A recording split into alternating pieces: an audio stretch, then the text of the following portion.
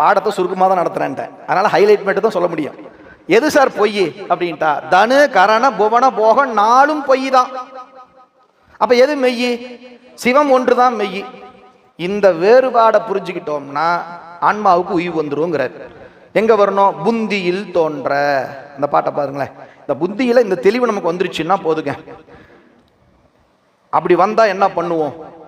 இம்மை ஆசையும் மறுமையில் ஆசையும் இகந்து செம்மையாகிய கருத்தராய் பரகதி தேர்வார். நல்லா கவனிங்க. யாருக்கு சிவபெருமானே குருவாக வருவார் என்று கேட்டால், யார் ஒருவர் இம்மையையும் விரும்பாமல் மறுமையையும் விரும்பாமல் அம்மை எனப்படுகின்ற சிவத்தை மட்டுமே விரும்புகிறார்களோ அவர்களுக்குத்தான் சிவபெருமானே குருவாக வருவார். மணிவாசகரே பதிவு பண்றார். செம்மை நலம் அறியாத சிதடரொடும் திரிவேனை மும்மை மலம் அருவித்து முதலாய முதல்வன் தான் நம்மையும் ஓர் பொருளாக்கி நாய் சிவிகை ஏற்றுவித்த அம்மையன கருளியவாறு யார் பெறுவார் அச்சோவே. நல்லா கவனிங்க. இப்ப இந்த பாட்டில் கடைசி 4 வரிய 2 வரிய கவனிங்க. இம்மை ஆசையும் மறுமையில் ஆசையும் இகந்து செம்மையாகிய கருத்தராய் பரகதி தேர்வார். இம்மைன்னு ஒண்ணு, மறுமைன்னு ஒண்ணு, செம்மைன்னு ஒண்ணு.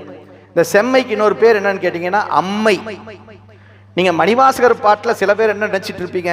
அம்மை எனக்கு அருளியவார் யார் பெறுவார் அச்சோவேனா, அம்மானா சிவபெருமான், அம்மையாகி சிவபெருமான் நினைச்சிட்டு இருந்தா தப்பு. அந்த இடத்துல அம்மை எனக்கு அருளியவார் யார் பெறுவார்னா அம்மைனா முத்தி பேருன்னு அர்த்தம். அம்மை எனக்கு அருளியவாறு யார் பெறுவார்?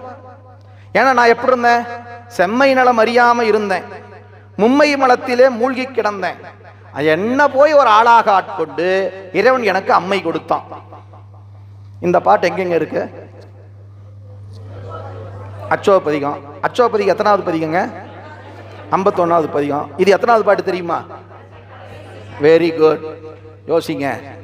51வது பதிகத்துல கடைசி பாட்டுல மணிவாசகர் சொல்றாருங்க, செம்மை நலம் அறியாத சிதடன்கிறார்.